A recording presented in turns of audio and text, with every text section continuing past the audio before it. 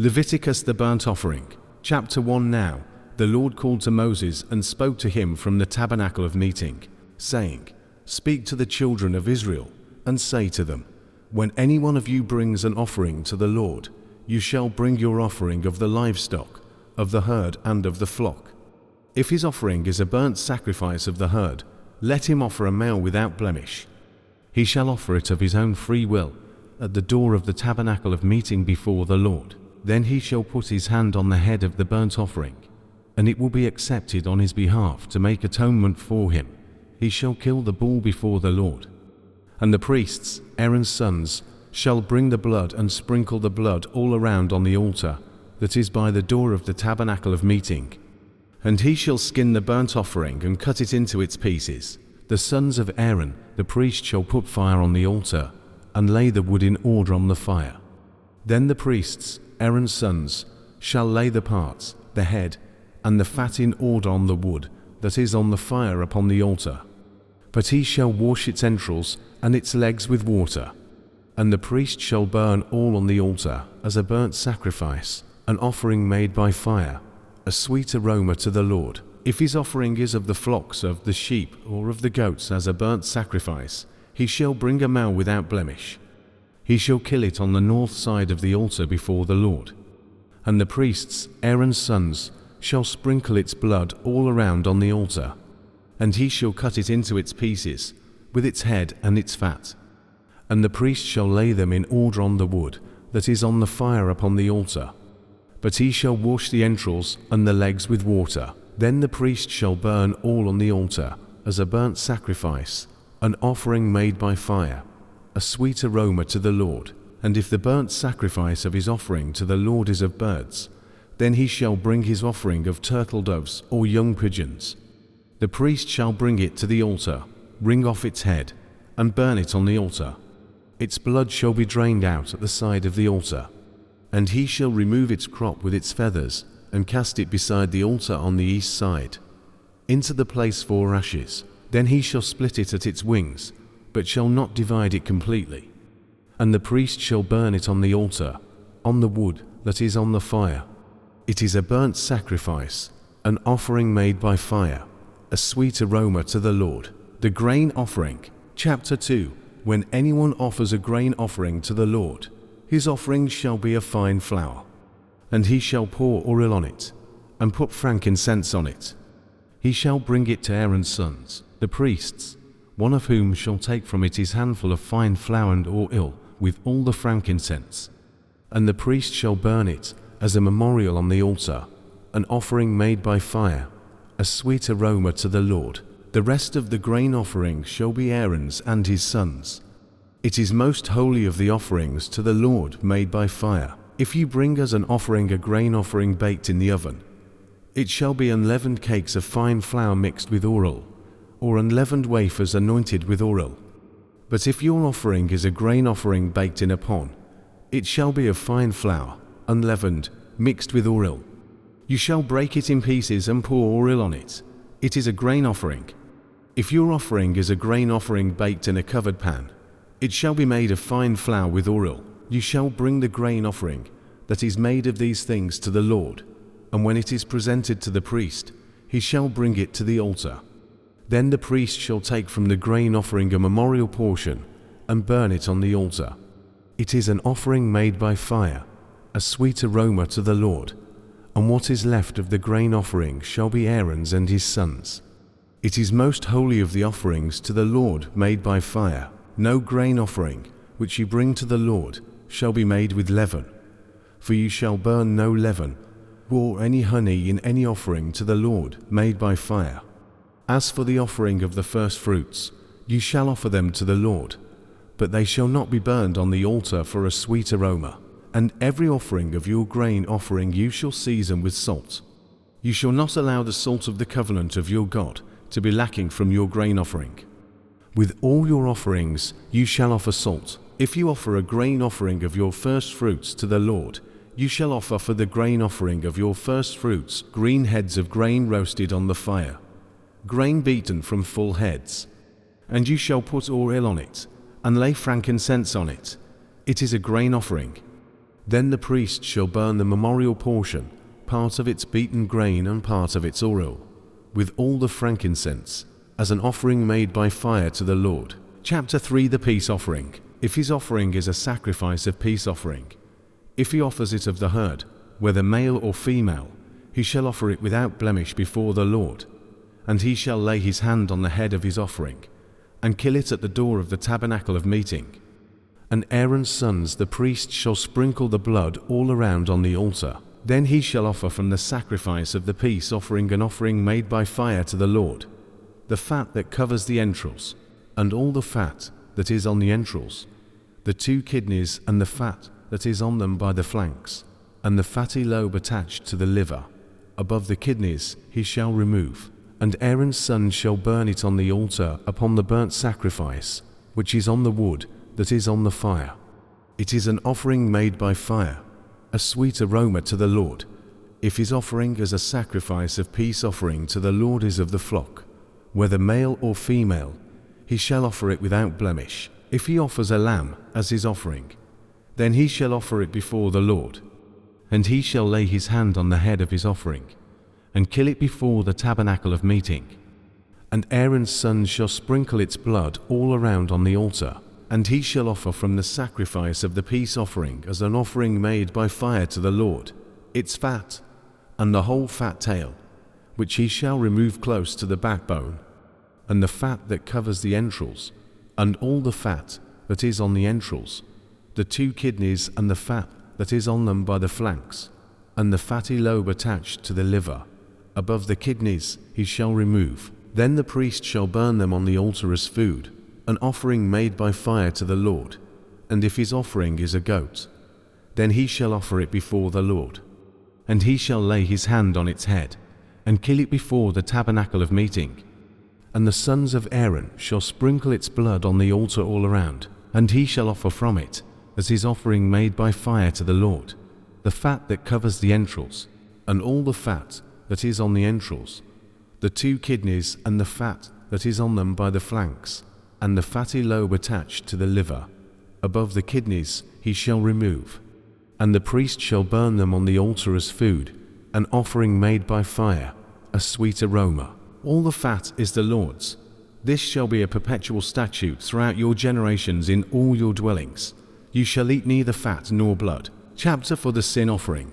Now the Lord spoke to Moses, saying, Speak to the children of Israel, saying, If a person sins unintentionally against any of the commandments of the Lord in anything which ought not to be done, and does any of them, if the anointed priest sins, bringing guilt on the people, then let him offer to the Lord for his sin, which he has sinned, a young bull without blemish as a sin offering. He shall bring the bull to the door of the tabernacle of meeting before the Lord, lay his hand on the bull's head, and kill the bull before the Lord. Then the anointed priest shall take some of the bull's blood and bring it to the tabernacle of meeting. The priest shall dip his finger in the blood and sprinkle some of the blood 7 times before the Lord, in front of the veil of the sanctuary. And the priest shall put some of the blood on the horns of the altar of sweet incense before the Lord, which is in the tabernacle of meeting. And he shall pour the remaining blood of the bull at the base of the altar of the burnt offering, which is at the door of the tabernacle of meeting. He shall take all the fat from it and burn it on the altar. And he shall do with the bull just as he did with the bull of the sin offering. Thus he shall do with it. So the priest shall make atonement for them, and it shall be forgiven them. Then he shall carry the bull outside the camp and burn it as he burned the first bull. It is the sin offering for the assembly, the sin offering for the congregation. When a ruler has sinned and done something unintentionally against any of the commandments of the Lord his God in anything which should not be done, and is guilty, or if his sin which he has committed comes to his knowledge, he shall bring as his offering a kid of the goats, a male without blemish, and he shall lay his hand on the head of the goat, and kill it at the place where they kill the burnt offering before the Lord. It is a sin offering. The priest shall take some of the blood of the sin offering with his finger, and put it on the horns of the altar of burnt offering, and pour its blood at the base of the altar of burnt offering. And he shall burn all its fat on the altar, like the fat of the sacrifice of the peace offering. So the priest shall make atonement for him concerning his sin, and it shall be forgiven him. The sin offering for the common people. If any one of the common people sins unintentionally by doing something against any of the commandments of the Lord in anything which ought not to be done, and is guilty, or if his sin which he has committed comes to his knowledge, then he shall bring as his offering a female goat without blemish for his sin which he has committed, and he shall lay his hand on the head of the sin offering, and kill the sin offering at the place of the burnt offering. Then the priest shall take some of its blood with his finger, and put it on the horns of the altar of burnt offering, and pour all the remaining blood at the base of the altar. He shall remove all its fat, as the fat is removed from the sacrifice of the peace offering. And the priest shall burn it on the altar for a sweet aroma to the Lord. So the priest shall make atonement for him, and it shall be forgiven him. The sin offering for one who cannot afford a goat. But if he brings a lamb as his sin offering, he shall bring a female without blemish. Then he shall lay his hand on the head of the sin offering, and kill it as a sin offering at the place where they kill the burnt offering. And the priest shall take some of the blood of the sin offering with his finger, and put it on the horns of the altar of burnt offering, and pour all the remaining blood at the base of the altar. And he shall remove all its fat, as the fat of the lamb is removed from the sacrifice of the peace offering. And the priest shall burn it on the altar, according to the offerings made by fire to the Lord. So the priest shall make atonement for his sin that he has committed, and it shall be forgiven him. Chapter 5. The law of trespass offerings. If a person sins in hearing the utterance of an oath, and is a witness, whether he is seen or known of the matter, if he does not tell it, he bears guilt. Or if a person touches any unclean thing, whether the carcass of an unclean beast, or the carcass of unclean livestock, or the carcass of unclean creeping things, and it is hidden from him, he also shall be unclean and guilty. Or if he touches human uncleanness, whatever uncleanness with which a man may be defiled, and it is hidden from him, when he knows it, then he shall be guilty. Or if a person swears, speaking thoughtlessly with his lips to do evil or to do good, whatever it is that a man may pronounce by an oath, and it is hidden from him, when he knows it, then he shall be guilty in any of these matters. And it shall be, when he is guilty in any of these matters, that he shall confess that he has sinned in that thing. And he shall bring his trespass offering to the Lord for his sin, which he has committed, a female from the flock, a lamb, or a kid of the goats, as a sin offering. So the priest shall make atonement for him concerning his sign, the trespass offering for less serious sins. If he is not able to bring a lamb, then he shall bring to the Lord, for his trespass which he has committed, 2 turtle doves or 2 young pigeons, one as a sin offering and the other as a burnt offering. And he shall bring them to the priest, who shall offer that which is for the sin offering first, and wring off its head from its neck, but shall not divide it completely. Then he shall sprinkle some of the blood of the sin offering on the side of the altar, and the rest of the blood shall be drained out at the base of the altar. It is a sin offering, and he shall offer the second as a burnt offering according to the prescribed manner. So the priest shall make atonement on his behalf for his sin which he has committed, and it shall be forgiven him. The trespass offering for those who cannot afford a lamb. But if he is not able to bring 2 turtle doves or 2 young pigeons, then he who sins shall bring for his offering the 1/10 of an ephah of fine flour as a sin offering. He shall not put oil on it, nor shall he put frankincense on it, because it is a sin offering. Then he shall bring it to the priest, and the priest shall take his handful of it as a memorial portion, and burn it on the altar according to the offerings made by fire to the Lord. It is a sin offering. The priest shall make atonement for him concerning his sin that he has committed in any of these matters, and it shall be forgiven him. The remainder shall be the priest's as a grain offering, the guilt offering. If a person commits a trespass and sins unintentionally in regard to the holy things of the Lord, then he shall bring to the Lord as his trespass offering a ram without blemish from the flocks, with your valuation in silver according to the shekel of the sanctuary, as a trespass offering.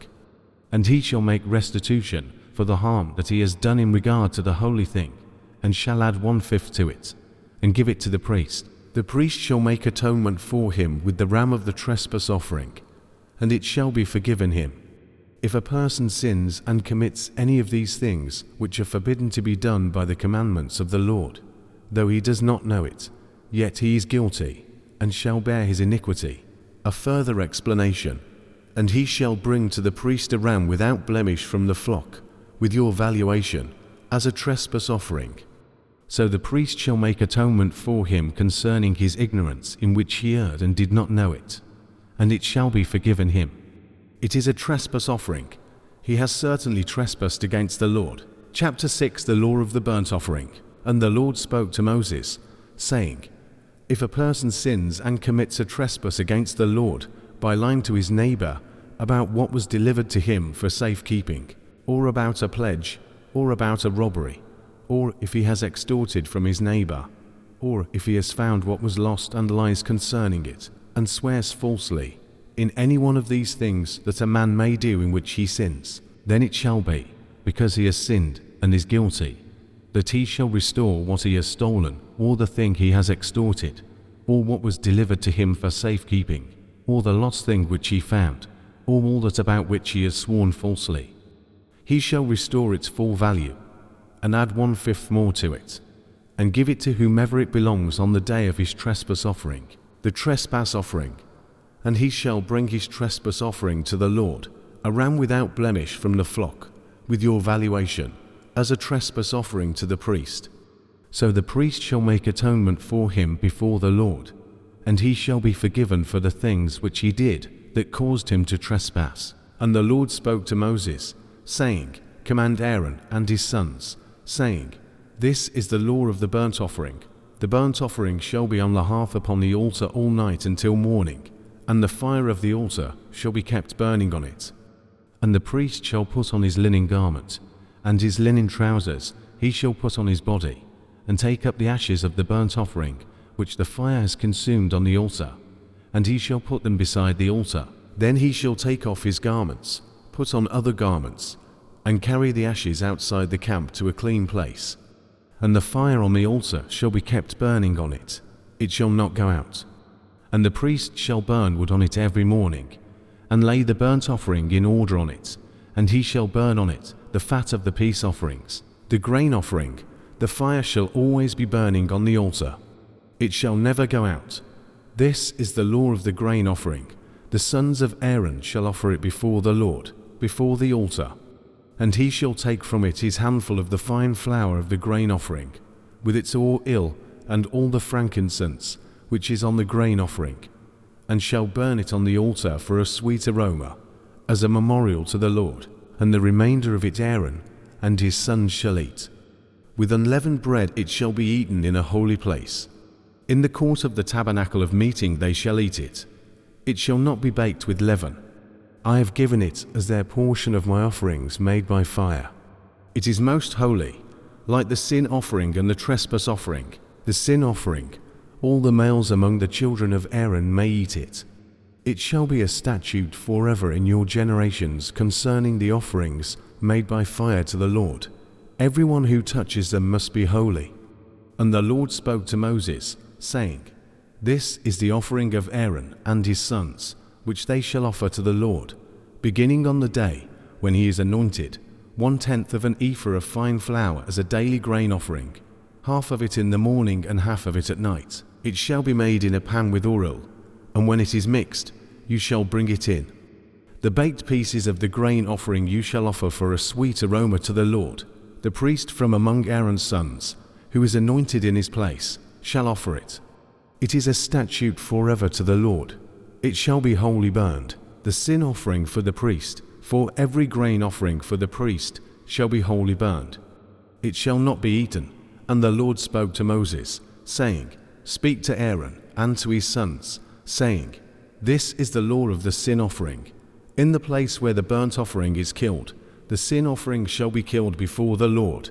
It is most holy. The law of the sin offering, the priest who offers it for sin shall eat it. In a holy place it shall be eaten, in the court of the tabernacle of meeting. Everyone who touches its flesh must be holy.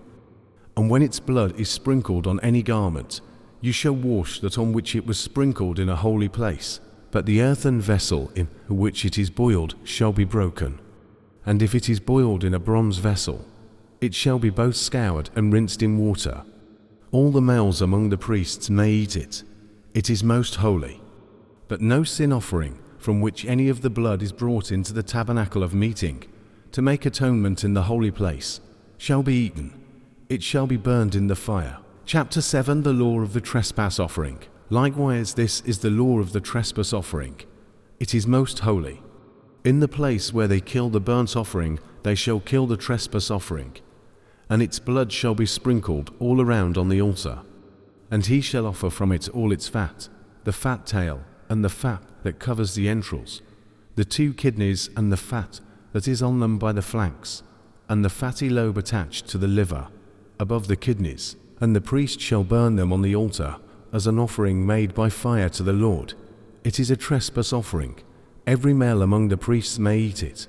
It shall be eaten in a holy place. It is most holy. The trespass offering is like the sin offering. There is one law for them both. The priest who makes atonement with it shall have it. The law of the peace offering. If the offering of his sacrifice is a burnt offering, then he shall offer it according to the law of the burnt offering. If his offering is a sacrifice of peace offering, if he offers it of the herd, whether male or female, he shall offer it without blemish before the Lord. And he shall lay his hand on the head of his offering, and kill it at the door of the tabernacle of meeting. And Aaron's sons, the priests, shall sprinkle the blood all around on the altar. Then he shall offer from the sacrifice of the peace offering, an offering made by fire to the Lord, the fat that covers the entrails, and all the fat that is on the entrails, the 2 kidneys, and the fat that is on them by the flanks, and the fatty lobe attached to the liver, above the kidneys. The priest shall burn them on the altar as food, an offering made by fire to the Lord. If the offering is a goat, then he shall offer it before the Lord. And he shall lay his hand on its head, and kill it before the tabernacle of meeting. And the sons of Aaron shall sprinkle its blood on the altar all around, and he shall offer from it, as his offering made by fire to the Lord, the fat that covers the entrails, and all the fat that is on the entrails, the 2 kidneys, and the fat that is on them by the flanks, and the fatty lobe attached to the liver, above the kidneys. And the priest shall burn them on the altar as food, an offering made by fire to the Lord. The flesh of the sacrifice of his peace offering for thanksgiving shall be eaten the same day it is offered. He shall not leave any of it until morning. But if the sacrifice of his offering is a vow or a voluntary offering, it shall be eaten the same day that he offers his sacrifice, and on the next day the remainder of it may be eaten. But the remainder of the flesh of the sacrifice on the 3rd day just be burned with fire. If any of the flesh of the sacrifice of his peace offering is eaten at all on the 3rd day, it shall not be accepted, nor shall it be imputed to him who offers it. It shall be an abomination, and the person who eats it shall bear guilt. The flesh that touches any unclean thing shall not be eaten. It shall be burned with fire. And as for the clean flesh, all who are clean may eat of it. But the person who eats the flesh of the sacrifice of the peace offering that belongs to the Lord, while he is unclean, that person shall be cut off from his people. And the person who touches any unclean thing, such as the uncleanness of man, or an unclean animal, or any abominable unclean thing, and who eats the flesh of the sacrifice of the peace offering that belongs to the Lord, that person shall be cut off from his people. And the Lord spoke to Moses, saying, Speak to the children of Israel, saying, You shall not eat any fat of ox or sheep or goat, and the fat of an animal that dies naturally, and the fat of what is torn by wild animals may be used in any other way, but you shall by no means eat it. For whoever eats the fat of the animal, of which men offer an offering made by fire to the Lord, the person who eats it shall be cut off from his people. Moreover, you shall not eat any blood in any of your dwellings, whether of bird or beast. Whoever eats any blood, that person shall be cut off from his people, the portion of the priest. And the Lord spoke to Moses, saying, Speak to the children of Israel, saying, He who offers the sacrifice of his peace offering to the Lord shall bring his offering to the Lord from the sacrifice of his peace offering. His own hands shall bring the offerings made by fire to the Lord. The fat with the breast he shall bring, that the breast may be waved as a wave offering before the Lord. And the priest shall burn the fat on the altar, but the breast shall be Aaron's and his sons'. Also the right thigh you shall give to the priest as a heave offering from the sacrifices of your peace offerings. He among the sons of Aaron, who offers the blood of the peace offering and the fat, shall have the right thigh for his part. For the breast of the wave offering and the thigh of the heave offering I have taken from the children of Israel, from the sacrifices of their peace offerings, and have given them to Aaron the priest and to his sons, from the children of Israel, by a statute forever. This is the consecrated portion for Aaron and his sons from the offerings made by fire to the Lord, which the Lord commanded Moses on Mount Sinai, on the day when he commanded the children of Israel to offer their offerings to the Lord in the wilderness of Sinai. Chapter 8. The ordination of Aaron and his sons. The Lord spoke to Moses, saying, Take Aaron and his sons with him, and the garments, the anointing oil, a bull for the sin offering, 2 rams, and a basket of unleavened bread. Gather the whole congregation at the entrance of the tent of meeting. Moses did as the Lord commanded, and the congregation assembled at the entrance of the tent of meeting. Moses said to the congregation, This is what the Lord has commanded to be done. Then Moses brought Aaron and his sons forward and washed them with water. He put the tunic on him, tied the sash around him, clothed him with the robe, and placed the ephod on him. He fastened the ephod with its waistband and tied it securely. Then he placed the breastpiece on him, and put the Urim and the Thummim in the breastpiece. He set the turban on his head, and attached the gold plate, the holy crown, to the front of the turban, as the Lord had commanded Moses. Then Moses took the anointing oil, and anointed the tabernacle and everything in it, consecrating them. He sprinkled some of it on the altar 7 times, anointing the altar and all its utensils, as well as the basin and its stand, to consecrate them. He poured some of the anointing oil on Aaron's head, and anointed him to consecrate him. Then Moses brought Aaron's sons forward, clothed them with tunics, tied sashes around them, and fastened caps on them, as the Lord had commanded Moses. He brought the bull for the sin offering, and Aaron and his sons laid their hands on its head. Moses slaughtered it, took the blood, and put it on the horns of the altar with his finger. Purify the altar. He poured the rest of the blood at the base of the altar and consecrated it to make atonement for it. Moses took all the fat around the entrails, the long lobe of the liver, and the 2 kidneys with their fat, and burned them on the altar. But the bull, its hide, flesh, and dung, he burned outside the camp, as the Lord had commanded Moses. Then he brought the ram for the burnt offering, and Aaron and his sons laid their hands on its head. Moses slaughtered it and splashed the blood against the sides of the altar. He cut the ram into pieces and burned the head, the pieces, and the fat. He washed the entrails and legs with water and burned the whole ram on the altar. It was a burnt offering, a pleasing aroma, an offering by fire to the Lord, as the Lord had commanded Moses. Then he brought the second ram, the ram of ordination, and Aaron and his sons laid their hands on its head. Moses slaughtered it, took some of its blood, and put it on the lobe of Aaron's right ear, the thumb of his right hand, and the big toe of his right foot. He also brought Aaron's sons forward, and put some of the blood on the lobes of their right ears, the thumbs of their right hands, and the big toes of their right feet.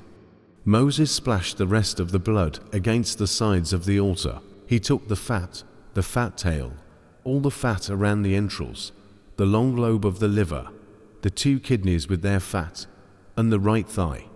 From the basket of unleavened bread before the Lord, he took 1 unleavened loaf, 1 loaf of bread with oil, and 1 wafer, and placed them on the fat and on the right thigh. He put all these in the hands of Aaron and his sons and waved them as a wave offering before the Lord. Then Moses took them from their hands and burned them on the altar with the burnt offering as an ordination offering, a pleasing aroma to the Lord. He took the breast and waved it as a wave offering before the Lord. It was Moses' portion of the ram of ordination, as the Lord had commanded Moses. Moses took some of the anointing oil and the blood from the altar and sprinkled them on Aaron and his garments, as well as on his sons and their garments.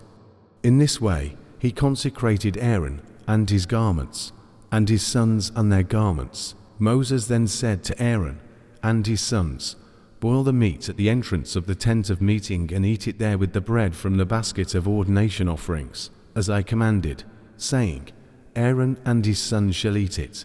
What remains of the meat and the bread you shall burn with fire. You shall not leave the entrance of the tent of meeting for 7 days, until the days of your ordination are completed, for your ordination will last 7 days. The Lord has commanded this to be done, to make atonement for you. You must stay at the entrance of the tent of meeting day and night for 7 days and keep the charge of the Lord, so that you do not die. For this is what I have been commanded."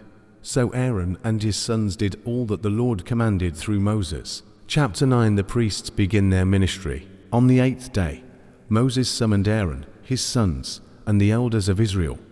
He said to Aaron, "Take a bull calf for a sin offering and a ram for a burnt offering, both without defect, and present them before the Lord.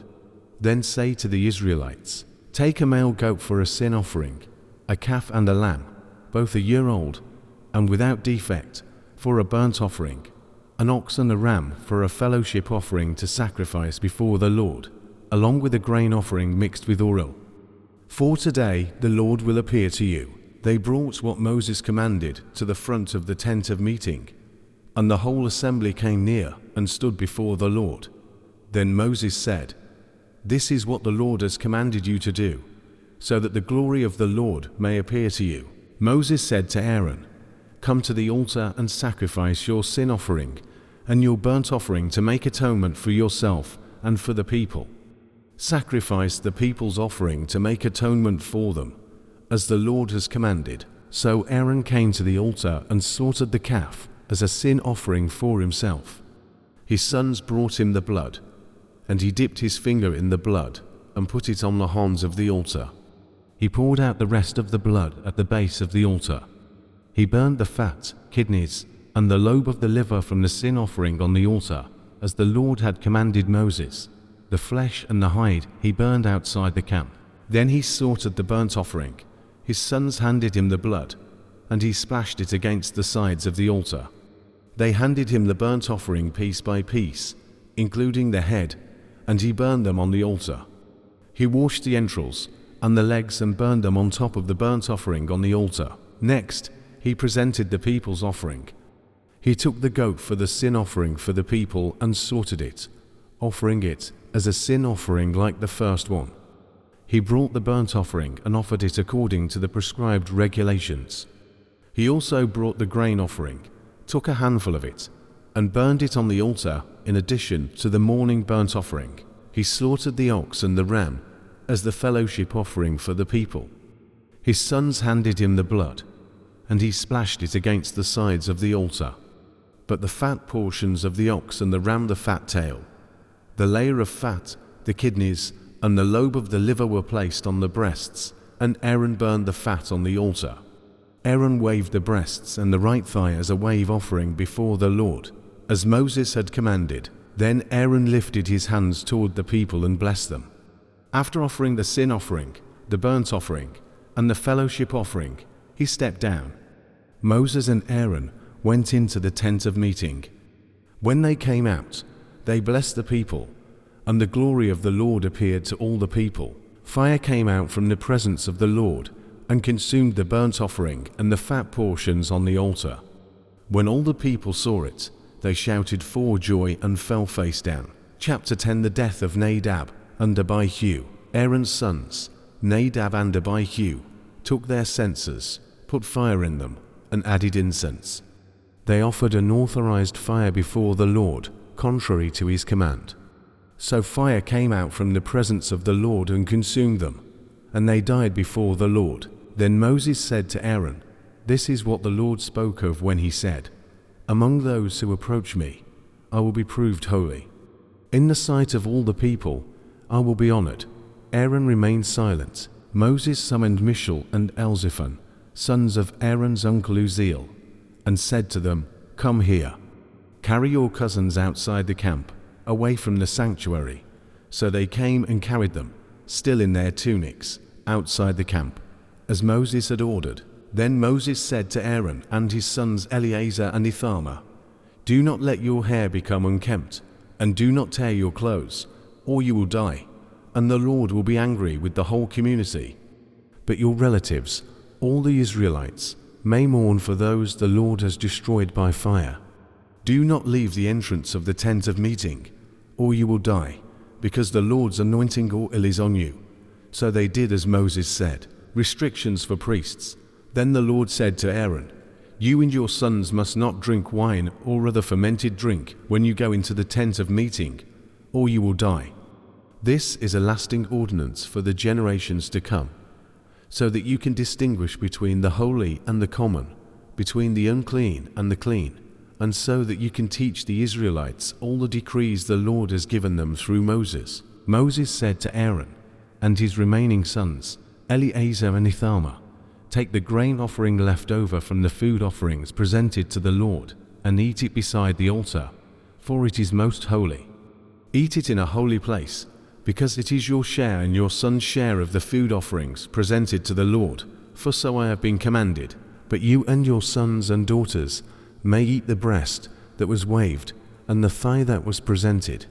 Eat them in a ceremonially clean place. They have been given to you and your children as your share of the Israelites' fellowship offerings. The thigh that was presented and the breast that was waved must be brought with the fat portions of the food offerings, to be waved before the Lord as a wave offering. This will be a lasting ordinance for you and your descendants, as the Lord has commanded." Moses and the sin offering.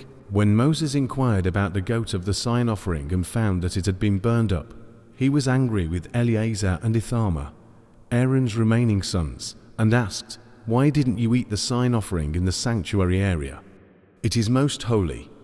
It was given to you to take away the guilt of the community by making atonement for them before the Lord.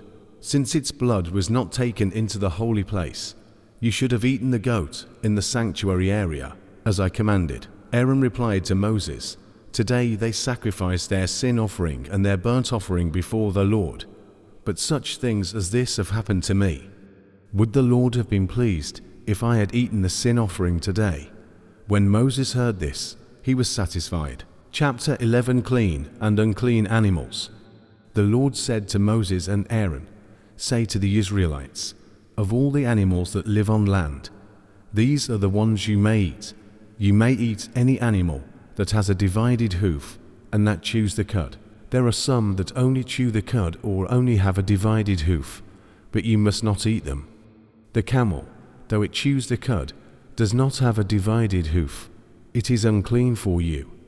The hyrax, though it chews the cud, does not have a divided hoof. It is unclean for you. The rabbit, though it chews the cud, does not have a divided hoof. It is unclean for you. The pig, though it has a divided hoof, does not chew the cud. It is unclean for you. You must not eat their meat or touch their carcasses. They are unclean for you. Creatures of the water. Of all the creatures living in the water, you may eat any that have fins and scales, whether in the seas or in the streams.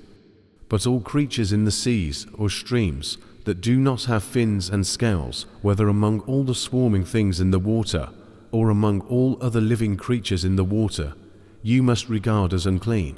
Since you are to regard them as unclean, you must not eat their meat, and you must regard their carcasses as unclean. Anything living in the water that does not have fins and scales is to be regarded as unclean by you. Unclean birds. These are the birds you are to regard as unclean and not eat, because they are unclean: the eagle, the vulture, the black vulture, the red kite, any kind of black kite, any kind of raven, the horned owl, the screech owl, the gull, any kind of hawk, the little owl, the cormorant, the great owl, the white owl, the desert owl, the osprey, the stork, any kind of heron, the hoopoe, and the bat. Winged insects. All flying insects that walk on all fours are to be regarded as unclean by you. However, some flying insects that walk on all fours you may eat those that have jointed legs for a hopping on the ground. Of these you may eat any kind of locust, katydid, cricket, or grasshopper. But all other flying insects that have 4 legs you are to regard as unclean, unclean animals, untouching carcasses. You will make yourselves unclean by these. Whoever touches their carcasses will be unclean until evening. Whoever picks up one of their carcasses must wash their clothes, and they will be unclean until evening. Every animal that has a divided hoof, that is not completely split, and does not chew the cud, is unclean for you. Whoever touches them will be unclean. Of all the animals that walk on all fours, those that walk on their paws are unclean for you. Whoever touches their carcasses will be unclean until evening. Anyone who picks up their carcasses must wash their clothes, and they will be unclean until evening. These are unclean for you. Creeping creatures, of the creatures that move along the ground, these are unclean for you. The weasel, the rat, any kind of great lizard, the gecko, the monitor lizard, the wall lizard, the skink, and the chameleon. Of all those that move along the ground, these are unclean for you. Whoever touches them when they are dead will be unclean until evening. When one of them dies and falls on something, that thing will be unclean whether it is made of wood, cloth, hide, or sackcloth. Put it in water, it will be unclean until evening, and then it will be clean. If one of them falls into a clay pot, everything in it will be unclean, and you must break the pot. Any food in it that could be eaten is unclean, and any liquid that could be drunk from it is unclean. Anything one of their carcasses falls on will be unclean. If it is an oven or a cooking pot, it must be broken. A spring or a cistern, though, remains clean, but whoever touches one of their carcasses is unclean. If a carcass falls on seed that is to be planted, it remains clean, but if water has been put on the seed and the carcass falls on it, it is unclean for you. Purification and holiness. If an animal you are allowed to eat dies, anyone who touches its carcass will be unclean until evening. Anyone who eats some of its carcass must wash their clothes, and they will be unclean until evening. Anyone who picks up the carcass must wash their clothes, and they will be unclean until evening. Every creature that moves along the ground is to be regarded as unclean. It is not to be eaten. You must not eat any creature that moves along the ground, whether it moves on its belly, walks on all fours, or has many feet. It is unclean. Do not defile yourselves by any of these creatures. Be holy, as God is holy. I am the Lord your God. Consecrate yourselves and be holy, because I am holy. Do not make yourselves unclean by any creature that moves along the ground. I am the Lord, who brought you up out of Egypt to be your God. Therefore, be holy, because I am holy. These are the regulations concerning animals, birds, and every living thing that moves in the water and on the ground. They distinguish between the unclean and the clean, between living creatures that may be eaten and those that may not be eaten. Chapter 12 Purification after childbirth. The Lord said to Moses, "Say to the Israelites, a woman who becomes pregnant and gives birth to a son will be ceremonially unclean for 7 days, just as she is during her monthly period. On the 8th day, the boy is to be circumcised. Then the woman must wait 33 days to be purified from her bleeding. She must not touch anything sacred or go to the sanctuary until the days of her purification are over. If she gives birth to a daughter, she will be unclean for 2 weeks, as during her period. Then she must wait 66 days to be purified from her bleeding. When the days of her purification are over, whether for a son or a daughter, she is to bring to the priest at the entrance to the tent of meeting a year-old lamb for a burnt offering and a young pigeon or a dove for a sin offering. He shall offer them before the Lord to make atonement for her, and then she will be ceremonially clean from her blood. These are the regulations for the woman who gives birth to a boy or a girl. But if she cannot afford a lamb, she is to bring 2 doves or 2 young pigeons, one for a burnt offering and the other for a sin offering. In this way, the priest will make atonement for her, and she will be clean. Chapter 13 Regulations about defiling skin diseases. The Lord said to Moses and Aaron, when anyone has a swelling, a rash, or a shiny spot on their skin that may be a defiling disease, they must be brought to Aaron the priest or to one of his sons, who is a priest. The priest is to examine the sore on the skin, and if the hair in the sore has turned white and the sore appears to be more than skin deep, it is a defiling disease. When the priest examines that person, he shall pronounce them unclean. If the shiny spot is only on the surface of the skin and does not turn the hair white, the priest is to isolate the affected person for 7 days.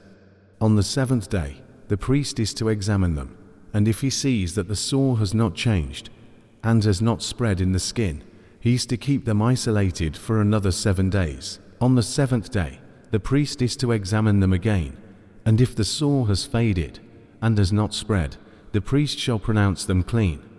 It is only a rash. They must wash their clothes, and they will be clean. But if the rash spreads in the skin, and if they have shown themselves to the priest and been pronounced clean, they must appear before the priest again.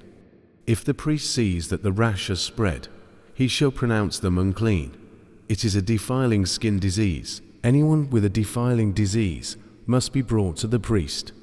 If the disease covers the whole body, from head to foot, and the priest sees that it has spread completely, he shall pronounce the affected person clean.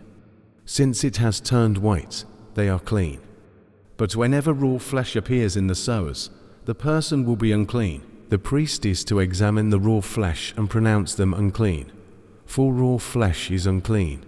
If the raw flesh changes and turns white, they must go to the priest. The priest will examine them, and if the sore has turned white, he shall pronounce them clean. If someone has a boil on their skin and it heals, but in its place a white swelling or a reddish white spot appears, they must show themselves to the priest.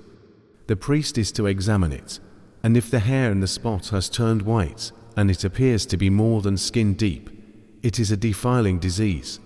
The priest shall pronounce them unclean. But if the spot is only on the surface and does not turn the hair white, the priest is to isolate them for 7 days. If the spot spreads, the priest must pronounce them unclean. But if it does not spread and has faded, it is only a scar from the boil, and the priest shall declare them clean. If someone has a burn on their skin and a reddish white or white spot appears, the priest must examine it. If the hair has turned white and the spot appears deeper than the skin, it is a defiling disease. The priest must pronounce them unclean. But if the spot is only on the surface and does not turn the hair white, the priest must isolate them for 7 days.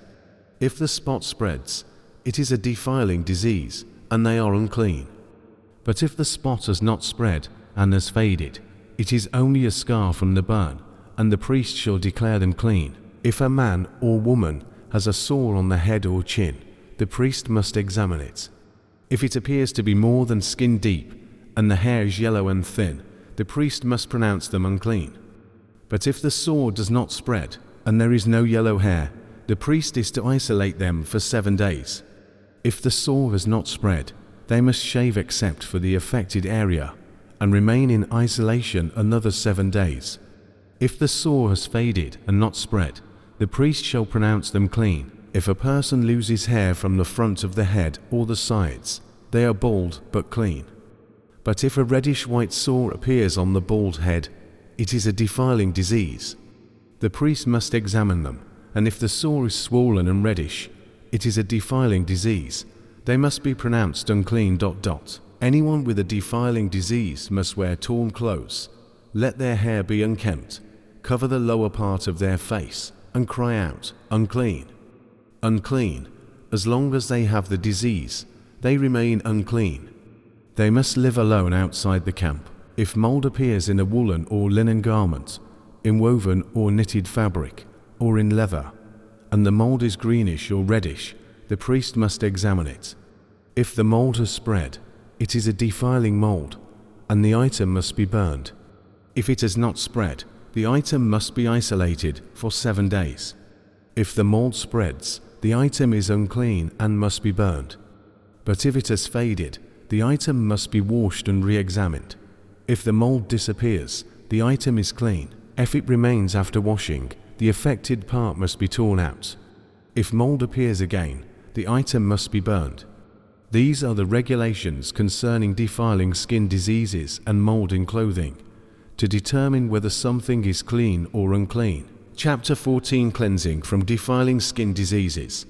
The Lord said to Moses, "These are the regulations for anyone who has a defiling skin disease and is to be made clean. They must be brought to the priest, who will go outside the camp and examine them. If the disease is healed, the priest shall order that to live clean birds, cedar wood, scarlet yarn, and hyssop be brought for the person to be cleansed. Then the priest shall order one of the birds to be killed over fresh water in a clay pot. He is to take the live bird, along with the cedar wood, the scarlet yarn, and the hyssop, and dip them into the blood of the bird that was killed over the fresh water. 7 times he shall sprinkle the person being cleansed and pronounce them clean. Then he is to release the live bird into the open fields. The person being cleansed must wash their clothes, shave off all their hair, and bathe with water. Then they will be clean. After that, they may come into the camp, but they must stay outside their tent for 7 days. On the 7th day, they must shave off all their hair, their head, beard, eyebrows, and the rest of their hair. They must wash their clothes and bathe with water, and they will be clean. On the 8th day, they must bring 2 male lambs, and 1 ewe lamb a year old, all without defect, along with 3/10 of an ephah of the finest flour mixed with olive oil for a grain offering, and 1 log of oil. The priest who pronounces them clean shall present both the person to be cleansed and their offerings before the Lord at the entrance to the tent of meeting. Then the priest is to take 1 of the male lambs and offer it as a guilt offering, along with the log of oil. He shall wave them before the Lord as a wave offering. He is to slaughter the lamb in a holy place where the sin offering and burnt offering are slaughtered. For the guilt offering belongs to the priest. The priest is to take some of the blood of the guilt offering and put it on the right earlobe of the person to be cleansed, on the thumb of their right hand, and on the big toe of their right foot. The priest shall then take some of the log of oil, pour it into his left palm, and dip his right finger into the oil and sprinkle it before the Lord 7 times. The priest shall put some of the remaining oil on the right earlobe of the person being cleansed, on the thumb of their right hand, and on the big toe of their right foot, on top of the blood of the guilt offering. The rest of the oil in his palm he shall put on the head of the one to be cleansed, to make atonement before the Lord. Then he shall sacrifice the sin offering and make atonement for them. After that, the priest shall slaughter the burnt offering and offer it on the altar, along with the grain offering, to make atonement for them. Then they will be clean. If, however, they are poor and cannot afford these offerings, they must take 1 male lamb as a guilt offering, to be waved to make atonement, along with 1/10 of an ephah of the finest flour mixed with olive oil for a grain offering, a log of oil, and 2 doves or 2 young pigeons. The priest shall take the lamb for the guilt offering, along with the log of oil, and wave them before the Lord as a wave offering. He shall slaughter the lamb and take some of its blood and put it on the right earlobe of the person to be cleansed, on the thumb of their right hand, and on the big toe of their right foot. The priest shall pour some of the oil into his left palm and use his right finger to sprinkle it before the Lord 7 times. He shall put some of the oil on the places where the blood was applied, the right earlobe, the thumb of the right hand, and the big toe of the right foot of the person being cleansed. The rest of the oil shall be placed on their head to make atonement before the Lord. Then he shall sacrifice the doves or young pigeons, one as a sin offering and the other as a burnt offering, along with the grain offering. Cleansing of defiled houses. The Lord said to Moses and Aaron, "When you enter the land of Canaan, which I am giving you as your possession, and I put a spreading mold in a house, the owner must go and tell the priest, 'I have seen something that looks like mold in my house.' The priest is to order the house to be emptied before he goes in to examine it. So nothing in the house will be declared unclean. After this, the priest is to go in and inspect the house. If the mold has spread on the walls and appears to be greenish or reddish, the priest shall go out and close up the house for 7 days. On the 7th day, he shall return to inspect it. If the mold has spread, he is to order that the contaminated stones be removed and thrown outside the town into an unclean place. The house must be scraped and the plaster replaced with new clay. If the mold reappears in the house, the priest must go and examine it. If the mold has spread, it is a persistent defiling mold. The house is unclean. It must be torn down its stones, timbers, and plaster and taken to an unclean place outside the town. Anyone who enters the house while it is closed up will be unclean until evening. Anyone who sleeps or eats in it must wash their clothes. But if the priest returns and finds that the mold has not spread after the house was replastered, he shall pronounce the house clean, because the mold is gone. To purify the house, he is to take to birds, cedar wood, scarlet yarn, and hyssop. He shall kill one of the birds over fresh water in a clay pot.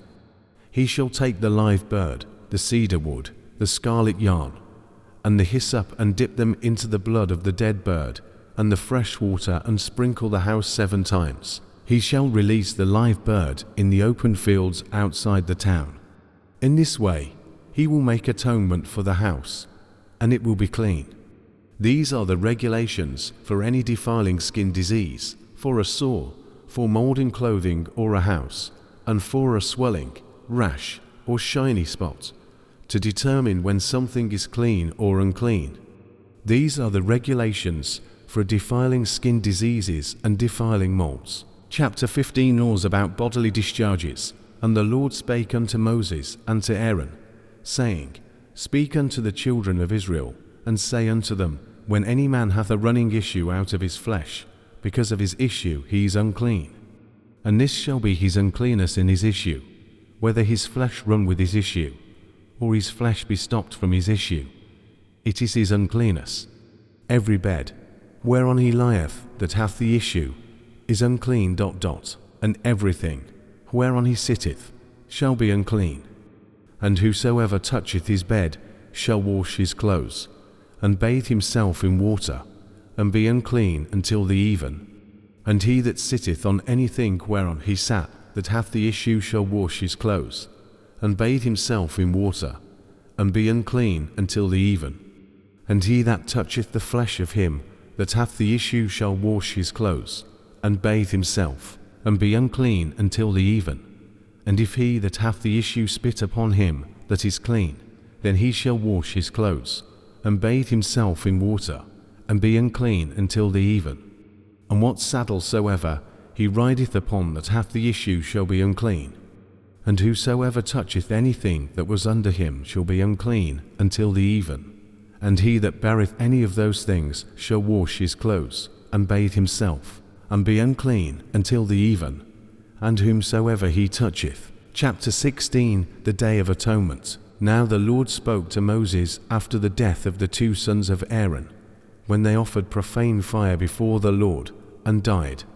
And the Lord said to Moses, Tell Aaron your brother to come at just any time into the holy place inside the veil, before the mercy seat which is on the ark, lest he die.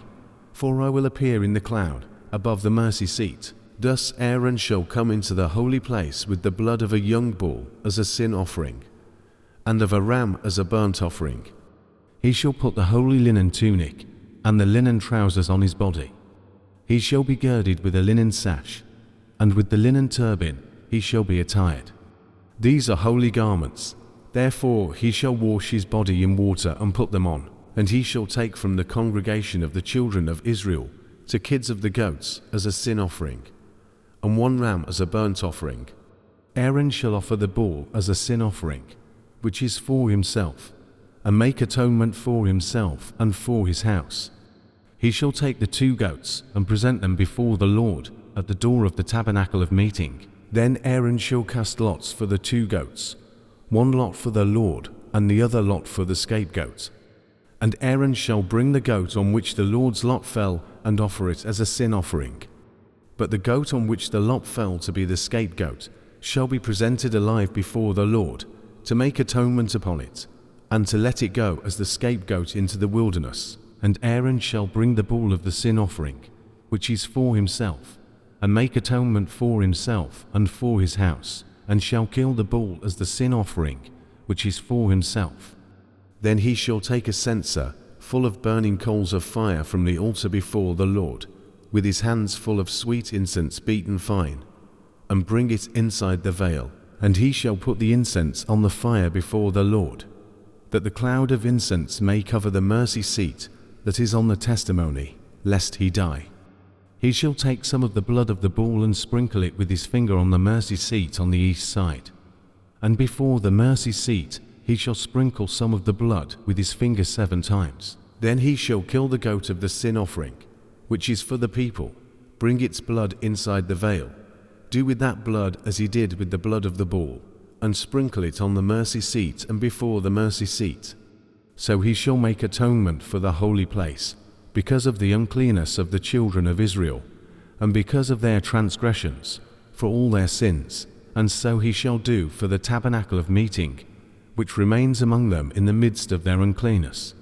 There shall be no man in the tabernacle of meeting when he goes in to make atonement in the holy place, until he comes out, that he may make atonement for himself, for his household, and for all the assembly of Israel. And he shall go out to the altar that is before the Lord, and make atonement for it, and shall take some of the blood of the bull and some of the blood of the goat and put it on the horns of the altar all around. Then he shall sprinkle some of the blood on it with his finger 7 times, cleanse it, and consecrate it from the uncleanness of the children of Israel. The scapegoat. And when he has made an end of atoning for the holy place, the tabernacle of meeting, and the altar, he shall bring the live goat. Aaron shall lay both his hands on the head of the live goat, confess over it all the iniquities of the children of Israel, and all their transgressions, concerning all their sins, putting them on the head of the goat, and shall send it away into the wilderness by the hand of a suitable man. The goat shall bear on itself all their iniquities to an uninhabited land, and he shall release the goat in the wilderness. Then Aaron shall come into the tabernacle of meeting, shall take off the linen garments which he put on when he went into the holy place, and shall leave them there. And he shall wash his body with water in a holy place, put on his garments, come out, and offer his burnt offering and the burnt offering of the people, and make atonement for himself and for the people. The fat of the sin offering he shall burn on the altar. And he who released the goat as the scapegoat shall wash his clothes and bathe his body in water. And afterward he may come into the camp. The bull for the sin offering and the goat for the sin offering, whose blood was brought in to make atonement in the holy place, shall be carried outside the camp. And they shall burn in the fire their skins, their flesh, and their offal. Then he who burns them shall wash his clothes and bathe his body in water, and afterward he may come into the camp. This shall be a statute forever for you. In the 7th month, on the 10th day of the month, you shall afflict your souls and do no work at all, whether a native of your own country or a stranger who dwells among you. For on that day the priest shall make atonement for you, to cleanse you, that ye may be clean from all your sins before the Lord. It is a Sabbath of solemn rest for you, and you shall afflict your souls. It is a statute forever.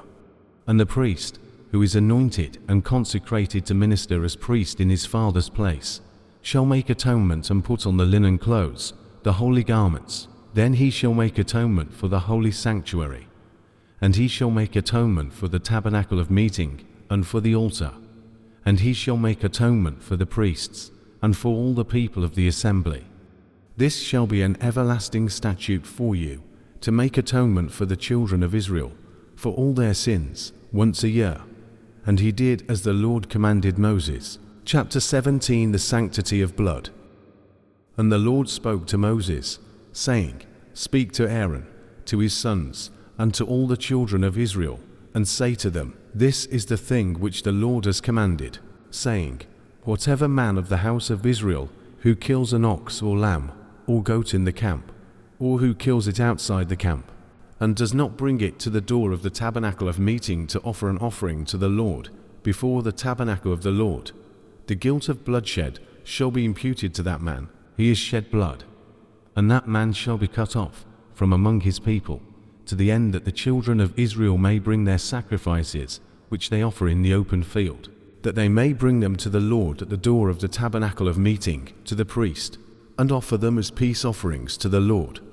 And the priest shall sprinkle the blood on the altar of the Lord at the door of the tabernacle of meeting, and burn the fat for a sweet aroma to the Lord.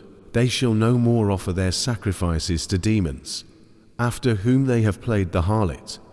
This shall be a statute forever for them throughout their generations.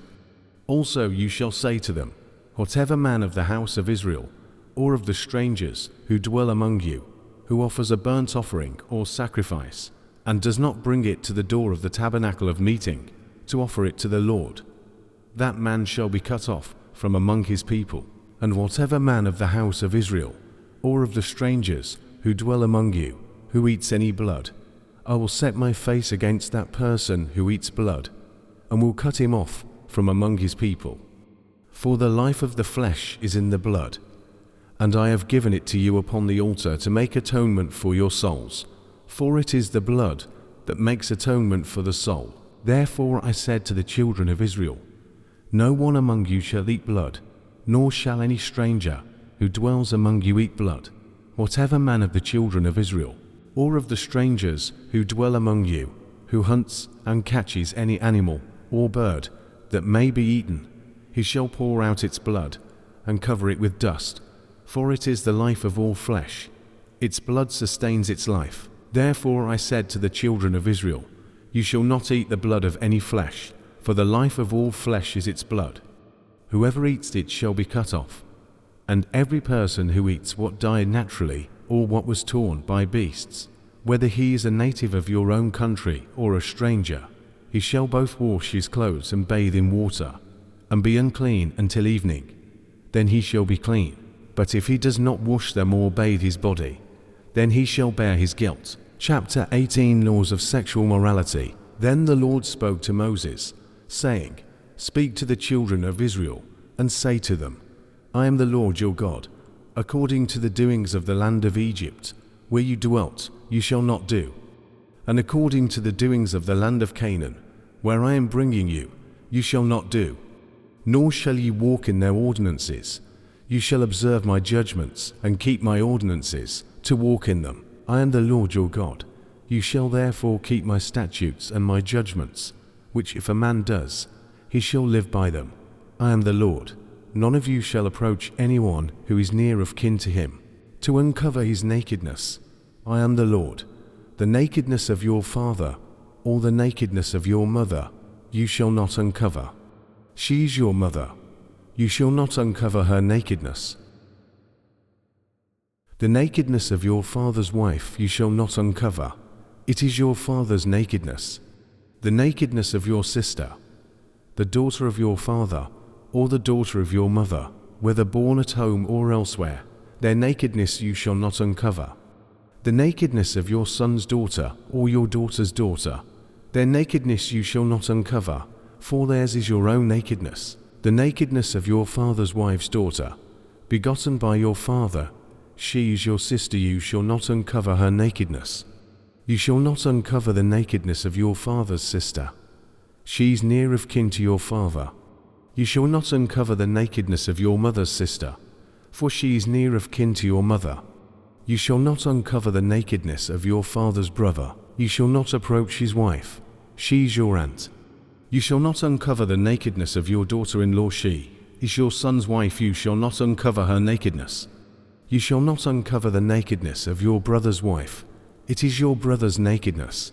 You shall not uncover the nakedness of a woman and her daughter, nor shall you take her son's daughter or her daughter's daughter to uncover her nakedness. They are near of kin to her. It is wickedness. Nor shall you take a woman as a rival to her sister, to uncover her nakedness while the other is alive. Also you shall not approach a woman to uncover her nakedness as long as she is in her customary impurity.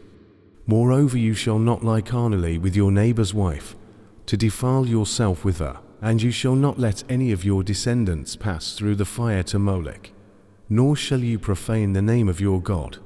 I am the Lord. You shall not lie with a male as with a woman. It is an abomination. Nor shall you mate with any animal, to defile yourself with it. Nor shall any woman stand before an animal to mate with it. It is perversion.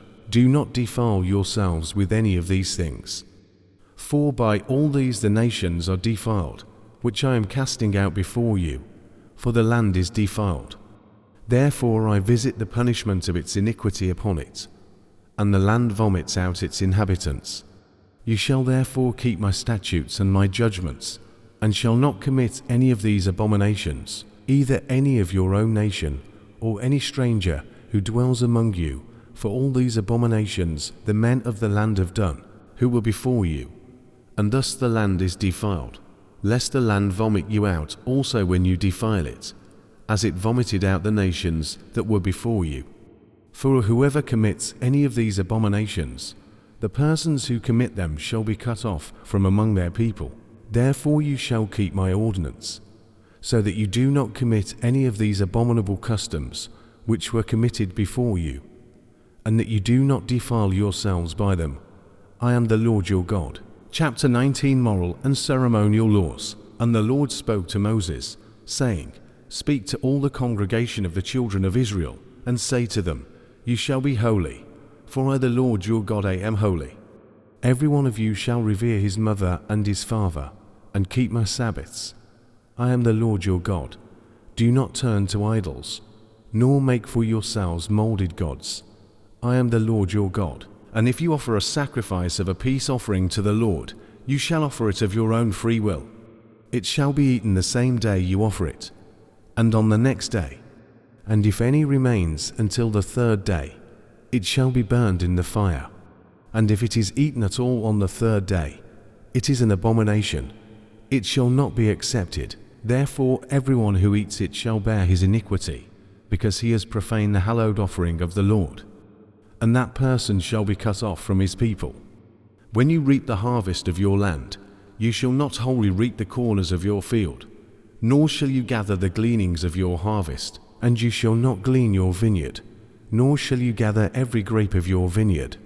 You shall leave them for the poor and the stranger. I am the Lord your God. You shall not steal, nor deal falsely, nor lie to one another. And you shall not swear by my name falsely, nor shall you profane the name of your God. I am the Lord. You shall not cheat your neighbor, nor rob him. The wages of him who is hired shall not remain with you all night until morning. You shall not curse the deaf, nor put a stumbling block before the blind, but shall fear your God. I am the Lord. You shall do no injustice in judgment. You shall not be partial to the poor, nor honor the person of the mighty. In righteousness you shall judge your neighbor. You shall not go about as a talebearer among your people, nor shall you take a stand against the life of your neighbor. I am the Lord. You shall not hate your brother in your heart. You shall surely rebuke your neighbor, and not bear sin because of him. You shall not take vengeance, nor bear any grudge against the children of your people, but you shall love your neighbor as yourself. I am the Lord. You shall keep my statutes. You shall not let your livestock breed with another kind. You shall not sow your field with mixed seed, nor shall a garment of mixed linen and wool come upon you. Whoever lies carnally with a woman who is betrothed to a man as a concubine, and who has not at all been redeemed nor given her freedom, for this there shall be scourging. But they shall not be put to death, because she was not free. And he shall bring his trespass offering to the Lord, to the door of the tabernacle of meeting, a ram as a trespass offering. The priest shall make atonement for him with the ram of the trespass offering before the Lord for his sin which he has committed. And the sin which he has committed shall be forgiven him. When you come into the land, and have planted all kinds of trees for food, then you shall count their fruit as uncircumcised. 3 years it shall be as uncircumcised to you, it shall not be eaten. But in the 4th year all its fruit shall be holy, a praise to the Lord. And in the 5th year you may eat its fruit, that it may yield to you its increase. I am the Lord your God. You shall not eat anything with the blood, nor shall you practice divination or soothsaying. You shall not shave around the sides of your head, nor shall you disfigure the edges of your beard. You shall not make any cuttings in your flesh for the dead, nor tattoo any marks on you. I am the Lord. Do not prostitute your daughter, to cause her to be a harlot, lest the land fall into harlotry, and the land become full of wickedness. You shall keep my Sabbaths and reverence my sanctuary. I am the Lord. Give no regard to mediums and familiar spirits. Do not seek after them, to be defiled by them. I am the Lord your God. You shall rise before the grey-headed and honor the presence of an old man, and fear your God. I am the Lord. And if a stranger dwells with you in your land, you shall not mistreat him. The stranger who dwells among you shall be to you as one born among you, and you shall love him as yourself. For ye were strangers in the land of Egypt. I am the Lord your God. You shall do no injustice in judgment, in measurement of length, weight, or volume. You shall have honest scales, honest weights, an honest ephah, and an honest hin. I am the Lord your God, who brought you out of the land of Egypt. Therefore you shall observe all my statutes and all my judgments, and perform them. I am the Lord. Chapter 20 Penalties for breaking the law. Then the Lord spoke to Moses, saying, Again, you shall say to the children of Israel, whoever of the children of Israel, or of the strangers who dwell in Israel, who gives any of his descendants to Molech, he shall surely be put to death. The people of the land shall stone him with stones. I will set my face against that man, and will cut him off from his people, because he has given some of his descendants to Molech, to defile my sanctuary and profane my holy name. And if the people of the land should in any way hide their eyes from the man, when he gives some of his descendants to Molech, and they do not kill him, then I will set my face against that man and against his family, and I will cut him off from his people, and all who prostitute themselves with him to commit harlotry with Molech, and the person who turns to mediums and familiar spirits to prostitute himself with them. I will set my face against that person and cut him off from his people. Consecrate yourselves therefore, and be holy, for I am the Lord your God, and you shall keep my statutes, and perform them. I am the Lord who sanctifies you, for everyone who curses his father or his mother shall surely be put to death. He has cursed his father or his mother, his blood shall be upon him. The man who commits adultery with another man's wife, he who commits adultery with his neighbor's wife, the adulterer and the adulteress, shall surely be put to death. The man who lies with his father's wife has uncovered his father's nakedness. Both of them shall surely be put to death. Their blood shall be upon them. If a man lies with his daughter-in-law, both of them shall surely be put to death. They have committed perversion. Their blood shall be upon them. If a man lies with a male as he lies with a woman, both of them have committed an abomination. They shall surely be put to death. Their blood shall be upon them. If a man marries a woman and her mother, it is wickedness. They shall be burned with fire, both he and they, that there may be no wickedness among you. If a man mates with an animal, he shall surely be put to death, and you shall kill the animal.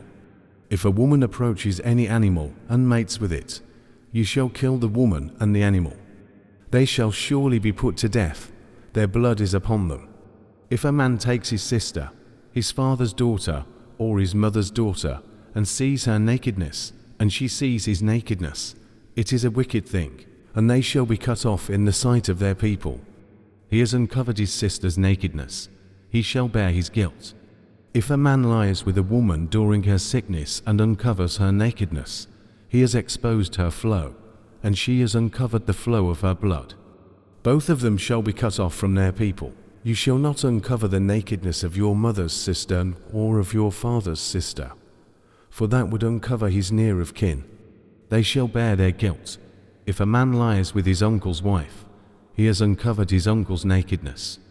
They shall bear their sin. They shall die childless.